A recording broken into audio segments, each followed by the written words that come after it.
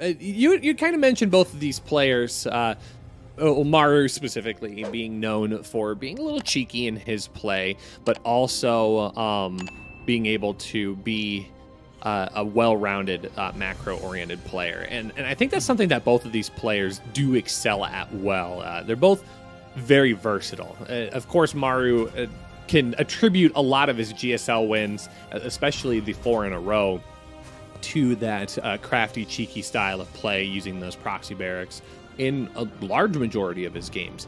But it's not uncommon to see so many of the games with Maru in it go the distance into longer form games with lots of different components to it, giant macro armies and great positioning.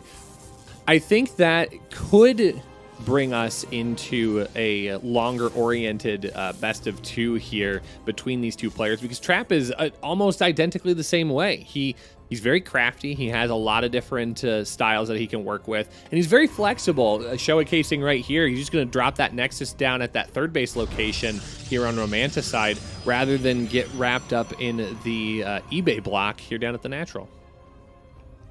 Yeah, just decides, hey, listen, I don't want to pull any pros for this. That's too much work. I'm just going to place it down at the third base. It's not too much of a worry. And yeah, talk about, Maru's strategies. I would say that he is... Somehow, Maru is simultaneously the most aggressive and most defensive Terran just at the same time. Look, if Maru plays a straight-up macro game, he will sit back and he will defend for as long as he needs until he can push across the map. You see this especially in his TVT. And that's why he ends up getting, a lot of what we call like these comeback wins in the Terran versus Terran matchup, is because he'll sit back, he'll absorb all the pressure, and eventually he'll just start to outtrade his opponent because he knows where to focus his efforts, whether it be on upgrades, unit production. He knows what to get. And it's kind of been a style that he's been bringing into his other matchups as well. He's been doing it with TVZ. It hasn't been the most successful in TVZ. So I think that's kind of the matchup where he needs to... I would say is probably the one that he's working on the most. His TVP, though, has always been incredible, and I think still probably is as good as it's ever been. As actually, Trap does get that Adept Shade in, decides that it doesn't need to really commit because he sees the factory, sees the barracks moved positions, so that usually gives you an idea that it is going to be the Hellion opener. Yeah, so nothing too terribly crazy right now out of either one of our players. Nice little build up. We'll have to see how Trap taking the third base location first ends up influencing his overall progress in this game. But we'll throw down the Twilight Council here immediately following the production of his Oracle. Oracle could try and find some good damage out across the map. I think Trap does want to negate a little bit of Maru's ability to explode forward, but look at the low worker count here. It's 25 to 34. Trap is really invested into probes, but Maru's been really focused on trying to get extra units built out. The Hellions are going to come across the map, but those aren't going to be the real threat here, as it's going to be more and more Marine production behind the stim pack timing that's happening back at Maru's side of the map. Yeah, this is actually a super interesting build. So if you weren't able to keep watch on the production tab, what Maru pretty much has done here is you go with your standard or you go with what looks like a standard 1-1-1 opening, and that's what Trap assumes this is, where you go barracks, factory, into your start port. Maru shows that he's switched over the reactor onto the factory, builds 2 Hellions, then builds 2 Widow Mines for that defense, and then immediately actually adds on the second barracks instead of the start port. Well, why do you do that? Because you want to get aggressive here, obviously. That's why you're producing 3 Marines at a time with the stim, with the +1. It's going to be a pretty killer timing attack that should hit a lot faster than most Protoss are really used to. Because a lot of times as a Protoss, you're looking at this and you're saying, usually I'm waiting about until the 6:45 mark for that first real big timing attack from the Terran. That's not going to be the case. This is probably going to come across the map.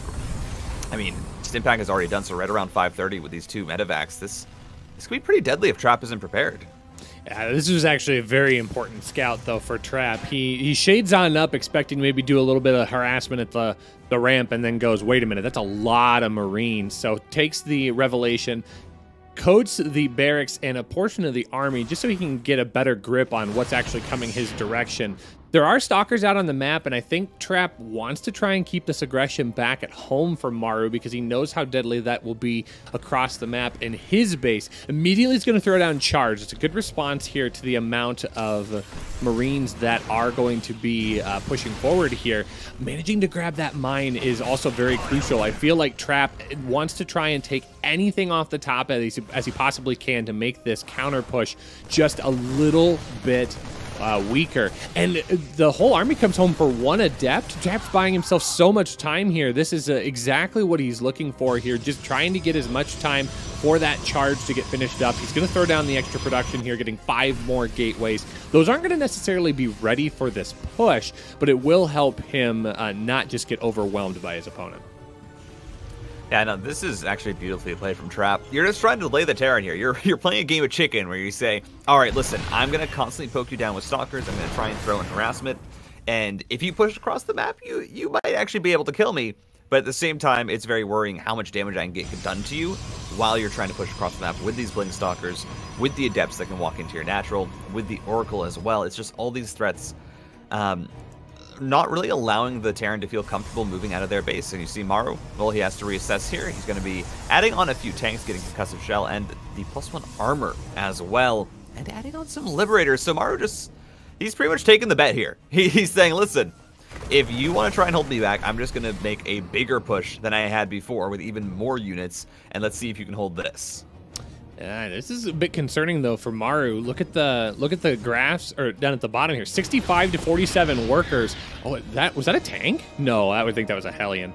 But it's a worker disparity, and Trap has almost closed the gap in army. So if he can manage to hold this push, what a great set of force fields here, taking a lot of the Marines out of the equation, and that's not going to allow that tank to really get seized in a good position. The SCVs have been pulled off of the line as well, but those force fields still creating a lot of chaos here. Storm is about halfway done, but I don't think it's going to be a relevant part of this engagement here. But these force fields continue to delay MARU more and more. MARU's also on 2 base. This is an all-in, as all-in as it gets here from our Terran player. The SCVs are going to push on forward, but it's not going to matter too terribly much. The tanks are too far back. Trap is in a bit of a corner here, but he will have reinforcing warp ends, and now the friendly fire will come down onto the Marines. FireBird, this isn't going very well for our blue Terran.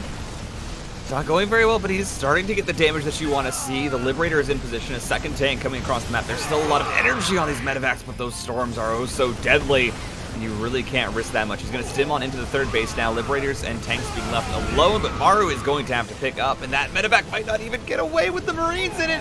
Oh, it just barely does. A very narrow escape, but I think MARU needed much, much more than that. He loses so many of his workers in the pull, and Trap doesn't lose a single worker in that whole exchange. He keeps his 3rd base, he keeps all of his workers, and now suddenly MARU is caught out in the center of the map with 2 bases, not a lot of army, and an opponent that's only going to grow bigger with time.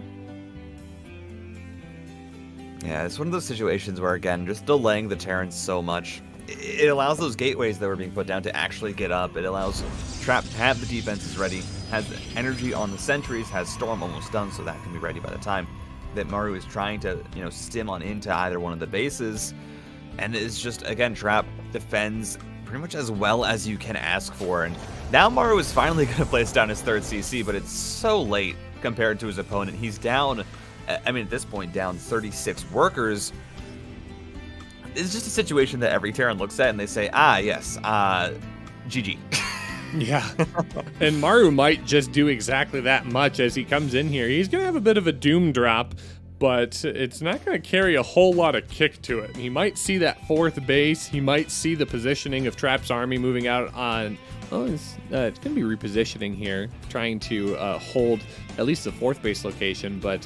Again, this is another situation where MARU's got to find a lot of damage. To his credit, he has closed a little bit of the army gap, but I was just about to say that, and a 20 army supply gets warped in here for Trap. There are going to be some workers that get taken off the top by this Liberator, and that will create a little bit of positioning here for MARU. But again, this is a very big moment for MARU. He's got to find a lot of damage, and it's immediately going to get pushed off to the backside of the base. Look at those army differences, FireBird. 161 to 93. Oh. Yeah, this is... Whew.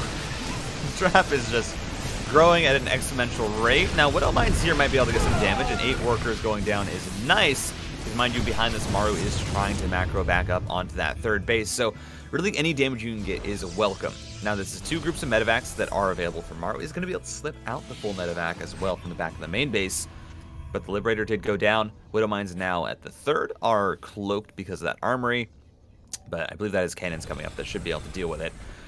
And at this point, I mean, you're looking at it. MARU, of course, is trying to, fight his way back in this game. He's down 3 bases to 4, and that's with his third base just now landing.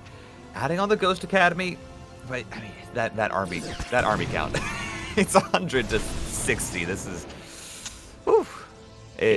Trap's just massive.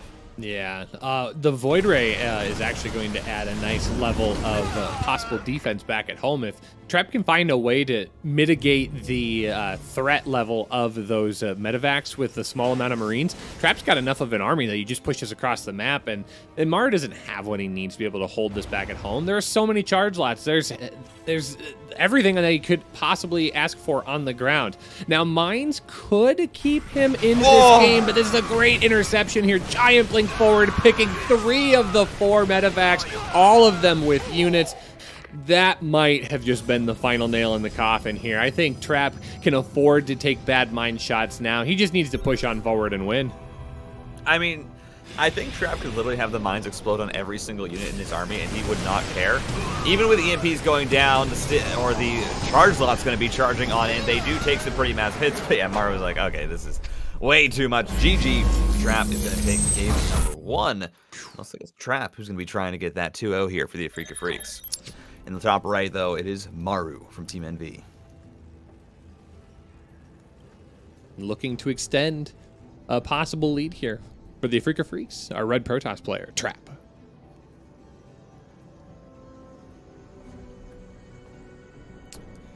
Now, I'm going to go out on a limb here and say that MARU does not do that timing attack again. Okay. Because Trap did, handle it so handedly. We'll have to see what MARU does. There's a lot of options, of course, in TVP, in openings. It's one of the most diverse matchups in that regard. So there's definitely a lot that MARU can decide to do. Also, I just want to point out Trap looks so tired on his player cam. I was kind of noticing that as well. I was trying to think, like, what time of day is it in Korea right now? I guess it is the evening, but like, dang. Hopefully Trap's got a nice relaxing evening planned after this next game, because looks like he deserves it. Yeah. I always find it funny. Sometimes you have the player cams and you have like a Zest who comes in and he's like got like full style on, like it's like he went to the store before, bought some clothes, and you're like, okay, Zest, I see you. And then other players, you can tell that they probably just woke up. Like their hair is a bit tousled. I know there was one week where MARU, it's like his room that he plays in is completely white, and he has like the little Among Us toy in the corner. And so it looks very strange because he's actually darker than the room behind him, and he's just sitting there like playing the game. And you're like, this is peak gamer status right here.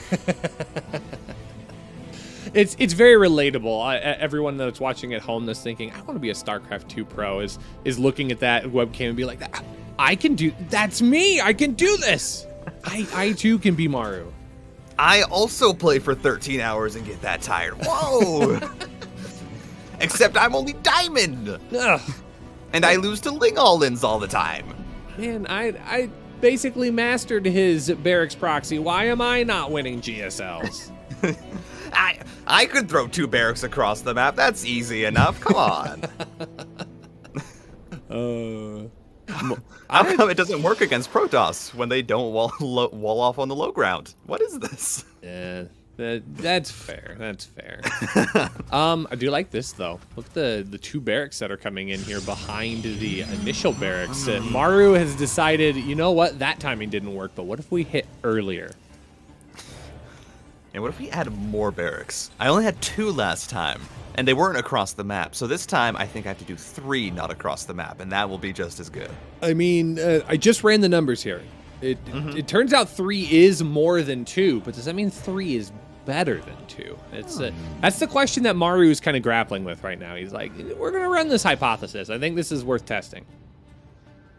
Yeah, now, of course, the question is, can Trap scout it out? Because the 3 racks, you do need a pretty specific response to it, especially if the Terran hides their units, which is what Maru's doing here. He's being sneaky, has a bunch of Marines there pocketed in the main, and also will do the same with the Marauders. But it's a build that, well, actually, Trap's going to Phoenix, and I think that might be the worst response possible. Yeah, it's definitely not going to be great, because by the time he realizes what's actually coming at him, it's very, very probable that he'll have invested way too much into Phoenix. That's not going to get a lot of actual damage done. The Adept Scout is still very good, but Maru's trying to sell it here. He's going to push 6 of these Marines out, which is totally normal. That's totally just what you would expect to see. But that Shade is not going to see what's lurking back behind. So it's going to be more probe production. It's going to be a position or a transition into that robotics facility. So thankfully, Trap's not going to spend all of his time getting Phoenix, I hope. Oh, and the Adept shades in, completes it, still doesn't see the additional Marines or Marauders building. There is going to be a shield battery going down here, and 2, I think Trap saw enough that he's like, something is up here, something is wrong. I saw like 2 or 3 Marines that were rallying away from your barracks, so you're being sneaky here, you're trying to hide something. He's going to play it safe, no third base, and this is absolutely what Trap needs to do. Of course, the Phoenix are still a worry because they're not going to have a lot of use. Sure, they can pick up Marauders, but they can also pick off reinforcements, and that's about all the value they're going to get. They come in and get a single Marine, and will try and just be annoying. When it comes to the push, though, what do these players have? Well, MARU, about that 7 supply advantage, a whole lot of Marines and Marauders.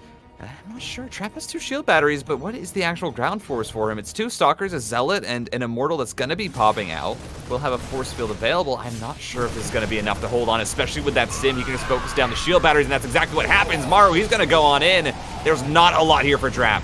Yeah, this is a very scary moment, and I don't think Trap's going to be prepared for it. He does pull the probes off of the line, but he needs a lot more than that. A couple of Stalkers will be able to help mitigate a little bit of this damage, but the Marines in tow are going to try and get as much economic damage done as possible, but only 5. Only 5 probe kills here, FireBird. That went about as well as Trap could have maybe hoped. I think MARU was not expecting the hold the way that it came. Yeah, the Immortal actually soaked up a lot of damage, but the issue here for Trap is, and this is where I think MARU is probably happy with what he got done, is Trap did not take a third base. He focused a lot on that defense, and he traded out army for army, and that's army that MARU can replenish easily, because he's comfortably on 2 bases. That's a situation where the Terran is completely fine with it, and MARU's getting into his starport now. He'll have medevacs coming. Trap is going to be going into Colossus. I'm not sure about that, because of course with Colossus, you need to have, you know, support for them. Colossus, in just a straight-up fight, they can get focused down very easily. And I'm not sure Trap really has the money to build up that ground army to kind of tank for them. Yeah, it's kind of an interesting position. It's the expensive units of Trap versus the cheaper, inexpensive units of MARU, and I think you've actually hit a very good point here, where MARU's going to be able to really replenish this army. I almost said remax, and it's like, well, Rushi, we're at 80 supply.